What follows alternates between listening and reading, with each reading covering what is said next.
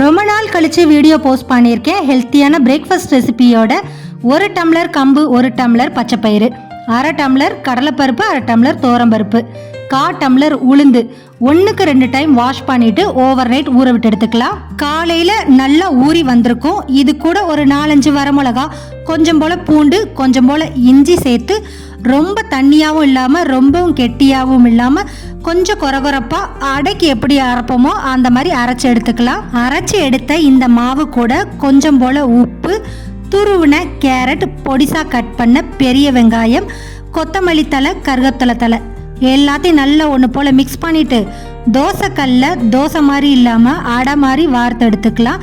கொஞ்சம் போல் நல்லெண்ணெய் சேர்த்துக்கிட்டா இன்னுமே டேஸ்ட்டாக இருக்கும். கண்டிப்பாக ட்ரை பண்ணி பாருங்கள். தேங்காய் சட்னி, சாம்பார் கூட ட்ரை பண்ணுங்கள். ரொம்ப ரொம்ப நல்லா வந்திருந்தது. ஒரு ஹெல்த்தியான பிரேக்ஃபாஸ்ட் அண்ட் டின்னர் கூட ட்ரை பண்ணலாம். முடிஞ்ச வரைக்கும் இனி வீடியோஸ் கண்டினியூஸாக வர மாதிரி ட்ரை பண்ணுறேன். இதை தனமாக அடிக்கடி சொல்கிறேன்னு யாரும் திட்டாதீங்க. கண்டிப்பாக இனி வீடியோஸ் போடுறதுக்கு ட்ரை பண்ணுறேன். நெக்ஸ்ட் வீடியோவில் மீட் பண்ணலாம். பாய்.